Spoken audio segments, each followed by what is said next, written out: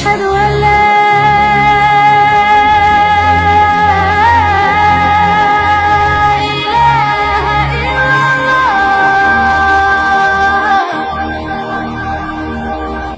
حضور صلی اللہ علیہ وآلہ وسلم کے وصال کے بعد سیدنا بلال رضی اللہ عنہ مدینہ کی گلیوں میں یہ کہتے پھرتے کہ لوگو، تم نے کہیں رسول اللہ صلی اللہ علیہ وآلہ وسلم کو دیکھا ہے تو مجھے بھی دکھا دو۔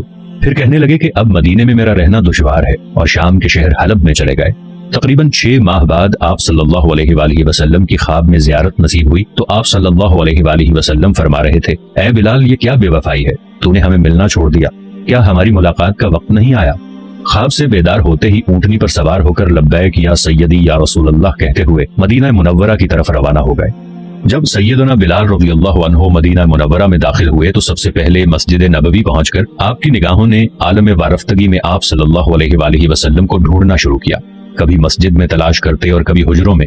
جب کہیں نہ پایا تو آپ صلی اللہ علیہ وآلہ وسلم کی قبر انور پر سر رکھ کر رونا شروع کر دیا اور عرض کیا، یا رسول اللہ، آپ نے فرمایا تھا کہ آ کر مل جاؤ، غلام حلب سے بہر ملاقات حاضر ہوا ہے۔ یہ کہا اور بے ہوش ہو کر مزار پر انوار کے پاس گر پڑے۔ کافی دیر بعد ہوش آیا، اتنے میں سارے مدینے میں یہ خبر پھیل گئی کہ مؤذن رسول حضرت بلال رضی اللہ عنہ آ گئے ہیں۔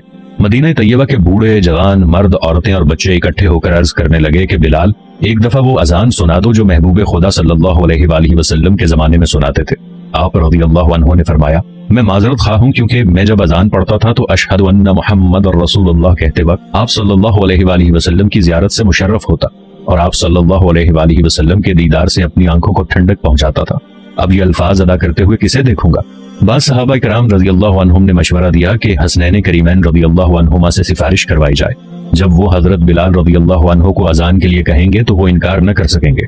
چنانچہ امام حسین رضی اللہ عنہ نے حضرت بلال رضی اللہ عنہ کا ہاتھ پکڑ کر فرمایا، اے بلال، آج آپ سے وہی اذان سننا چاہتے ہیں جو آپ ہمارے نانا جان اللہ کے رسول صلی اللہ علیہ وآلہ وسلم کو اس مسجد میں سناتے تھے۔ اب حضرت بلال رضی اللہ عنہ کو انکار کا یارہ نہ تھا، لہٰذا اسی مقام پر کھڑے ہو کر اذان دی جہاں حضور صلی اللہ علیہ وآلہ وسلم کی ظاہری حیات میں دیا کرتے تھے۔ بعد کی کیفیات کا حال کتب سیر میں یوں بیان ہوا ہے، جب آپ رضی اللہ عنہ نے بآواز بلند اللہ اکبر کہا، مدینہ منورہ گونج اٹھا۔ آپ جیسے جیسے آگے بڑھتے گئے جذبات میں اضافہ ہوتا چلا گیا۔ جب اشہد اللہ الہ الا اللہ کے کلمات ادا کیے، گونج میں مزید اضافہ ہو گیا۔ جب اشہد ان محمد رسول اللہ کے کلمات پر پہنچے تو تمام لوگ حتیٰ کہ پردہ نشین خواتین بھی گھروں سے باہر نکل آئیں۔ رقت اور گریہ زاری کا عجیب منظر تھا۔ لوگوں نے کہا، رسول خدا صلی اللہ علیہ وآلہ وسلم تشریف لے آئے ہیں۔ آپ صلی اللہ علیہ وآلہ وسلم کے وصال کے بعد مدینہ منورہ میں اس دن سے زیادہ رونے والے مرد و زن نہیں دیکھے گئے۔ علامہ اقبال رحمۃ اللہ علیہ اذان بلال رضی اللہ عنہ کو ترانہ عشق قرار دیتے ہوئے فرماتے ہیں، اذان ازل سے تیرے عشق کا ترانہ بنی، نماز اس کے نظارے کا ایک بہانہ بنی۔